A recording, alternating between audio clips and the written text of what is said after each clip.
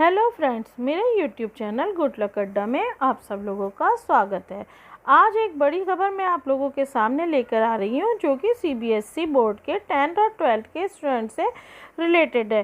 Friends, CBSE board की तरफ से एक बहुत बड़ी घोषणा की गई है जो कि इस सेशन में सीबीएसई बोर्ड को कोरोना महामारी की वजह से एग्ज़ाम कंडक्ट नहीं करा पाने के कारण रिज़ल्ट घोषित करना पड़ा बिना एग्ज़ाम लिए, जिसकी वजह से सीबीएसई बोर्ड को ढेर सारी दिक्कतों का सामना करना पड़ा।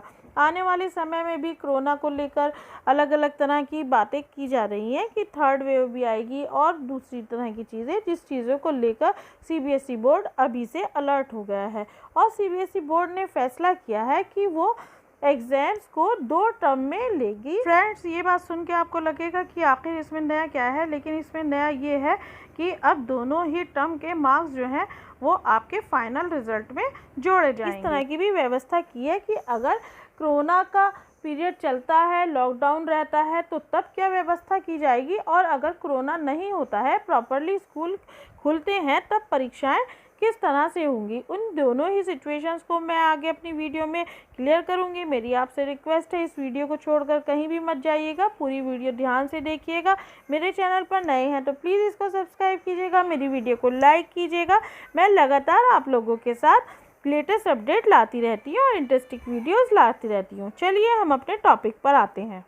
फ्रेंड्स, सीबीएसई बोर्ड ने घोषणा की है कि नेक्स्ट सेशन 21-22 में एग्ज़ाम्स 2 बार लिए जाएंगे। साल में एग्ज़ाम 2 बार होंगे। ये सब पहले भी होता था, लेकिन इस बार नया क्या है, पहले ऐसा होता था जो प्री बोर्ड एग्ज़ाम होते थे उसके मार्क्स रिजल्ट में नहीं जोड़ते थे, लेकिन इस बार ऐसा नहीं होगा। बोर्ड ने कहा है कि एग्ज़ाम जो है वो 2 बार होंगे। परीक्षाएं नवंबर और दिसंबर में होंगी। जो फर्स्ट टर्म का एग्ज़ाम होंगे वो नवंबर दिसंबर में होगा और दूसरे टर्म का एग्ज़ाम जो है वो मार्च और अप्रैल में होगा। अब हम आगे देखते हैं कि और क्या क्या बदला है। और बदला है कि जो सेशन है उसमें हर टर्म में जो है वो 50% कोर्स की पढ़ाई की जाएगी। मतलब आधा कोर्स जो है वो फर्स्ट टर्म में कंप्लीट कर दिया जाएगा, यानी कि नवंबर और दिसंबर में, और जो बाकी के आधे टर्म की पढ़ाई है वो मार्च और अप्रैल में कराई जाएगी। और दूसरी चीज़ ये बताई है कि जो इंटरनल मार्क्स होते हैं उनको देने की प्रक्रिया और जो प्रैक्टिकल के मार्क्स होते हैं उनको देने की प्रक्रिया को और ज़्यादा ट्रांसपेरेंट बनाया जाएगा, जिससे कि स्टूडेंट्स के साथ किसी तरह की नाइंसाफ़ी ना हो। जो स्टूडेंट्स जितने अंक पाने का हकदार है उसको उतने ही अंक मिले, ना किसी को ज़्यादा मिल पाए और ना किसी को कम मिल पाए। उसके बाद स्टूडेंट्स, अगला पॉइंट ये है कि जो मार्क्स देने की प्रक्रिया है उसको निष्पक्ष बनाने के लिए सीबीएसई बोर्ड अपनी नीति की घोषणा करेगा, और जो सेशन 2021 और 22 है उसके लिए जो नया पाठ्यक्रम होगा, जो नया सिलेबस होगा, उसकी जुलाई के लास्ट तक जो है वो नोटिफिकेशन सीबीएसई बोर्ड द्वारा निकाल दिया जाएगा। इस तरह से सीबीएसई बोर्ड ने अपनी जो पुरानी दिक्कतें हैं उन्हें सॉल्व करने की कोशिश की है। सीबीएसई बोर्ड नवंबर दिसंबर में 4 से 8 सप्ताह के समय में एग्ज़ाम्स को कराएगा, परीक्षाओं को संपन्न कराएगा। दूसरी चीज़ ये है कि ऑब्जेक्टिव टाइप का एक प्रश्न पत्र होगा जो कि केस आधारित होगा और रीजनिंग से रिलेटेड होगा, और जिसकी ड्यूरेशन जो है वो 90 मिनट्स तक की होगी। टर्म 1 में जो कुछ पढ़ाया जाएगा उसी का एग्ज़ाम टर्म 1 के एग्ज़ाम में लिया जाएगा, यानी कि नवंबर दिसंबर में वही चीज़ों का एग्ज़ाम लिया जाएगा जो कि टर्म 1 में पढ़ाए जाएंगे, और दूसरे टर्म में जो बाकी का आधा बचा हुआ कोर्स है वो पढ़ाया जाएगा, उसी के अकॉर्डिंग उसका एग्ज़ाम मार्च और अप्रैल में लिया जाएगा। और सीबीएसई बोर्ड जो है वो ऑब्जर्वर नियुक्त करेगा जो कि स्कूल्स में जाके जो है वो निगरानी करेंगे कि किस तरह से एग्ज़ाम्स किए जा रहे हैं। एग्ज़ाम जो है वो OMR शीट पर होगा, और OMR शीट स्कैनिंग के बाद पोर्टल पर अपलोड की जाएगी, और जिस दिन एग्ज़ाम होगा और उसी दिन उसकी OMR शीट का रिज़ल्ट जो है वो अपलोड कर दिया जाएगा। किसी तरह की देरी नहीं की जाएगी।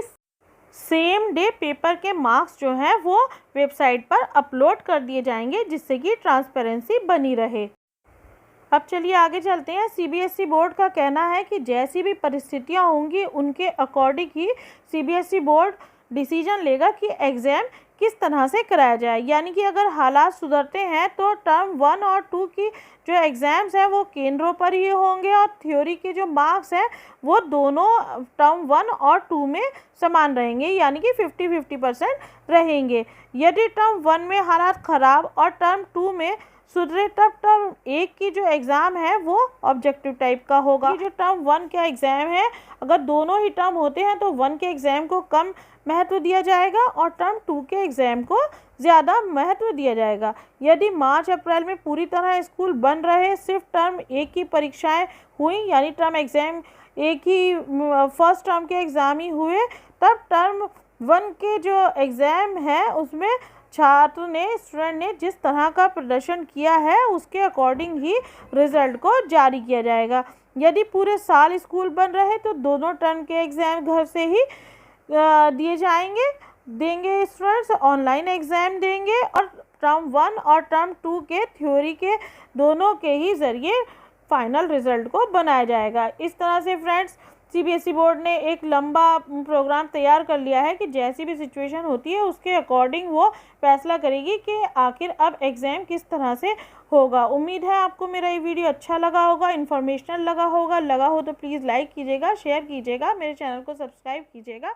Okay, bye bye.